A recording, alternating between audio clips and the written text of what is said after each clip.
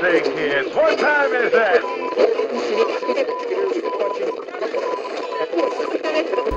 Hey, it's Edson at GeekTime TV, and the Dawn of DC is here.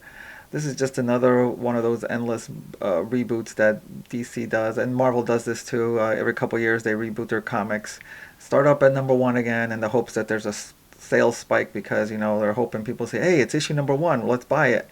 And this ploy hasn't worked in quite a while.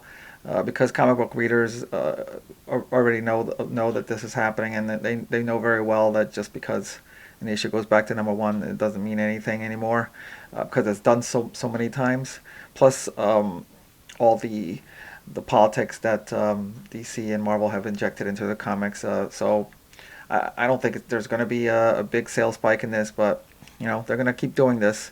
And I do want to say that this actually started back in January. I wasn't that much interested in it.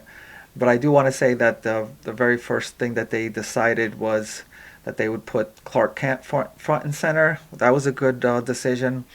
But whether they're going to write good stories or not, that remains to be seen. So I wasn't really that much into this. But then I noticed this title coming out. Steelworks. This is the character of Steel, aka John Henry Irons, and I don't know that much about him. I haven't really read that many comics about him, although he's been around for quite a while, since about 1993. But every time I see a new title come out, especially a character that I haven't seen in a while, I do look at the creative team, and I saw written by Michael Dorn, and I'm like the very first time I saw it, I was like, wow, this guy's got the same name as Michael Dorn, who plays Worf on Star Trek. And then I read a little bit more about it, and I'm like, it is Michael Dorn who plays Worf on Star Trek. He's trying out writing a comic book, and this is awesome. I mean, why not? He seems like he seems like a good guy. He's a great actor. So why not write a comic book? This is great. And this has got me interested in this character and in this comic right off the bat. Just seeing that he's doing it. So I looked a little bit more in the details, and let's see what it says here.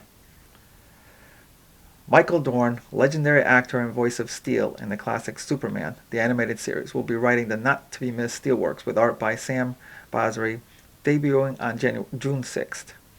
The metropolis of the future is here today, but can it survive a terrorist who's out for revenge against its builder, John Henry Irons, aka Steel, and his company Steelworks, who possesses secrets that could undo everything John has worked so hard to build?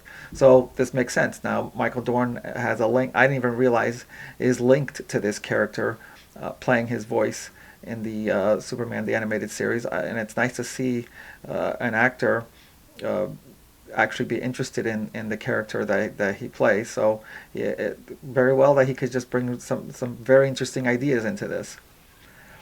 While John's professional life is firing on all cylinders, his personal life is even better, as his on-again, off-again relationship with Lana Lang might be back on permanently. I didn't, again, not having read too much about this, I didn't even realize that there was a relationship with Lana Lang. Now he must decide whether it's time to give up Steel once and for all. But does John even know who he would be without his superhero identity? How does the other Steel, John's niece, Natasha Irons, feel about his momentous decision? And does any of that matter if Steelworks crumbles around him when he lacks the superpowers to fight back? Okay, seems like an interesting premise. Steel is the superhero identity of John Henry Irons, an engineer who built a mechanized suit of armor to replicate Superman's powers and bear Superman's logo when Superman was killed by Doomsday. After Superman was resurrected, Superman accepted Steel as an ally, and John's niece, Natasha Irons, also developed her own armor, a Starlight. He first appeared in The Adventures of Superman number 500 in May 1993, created by Louise Simonson and John Bogdanove. So 30 years, yeah, so this will be his 30-year anniversary. He's been around for quite a while, and I haven't, like I said, I haven't really read too much about him, but I will certainly be interested in trying out this title.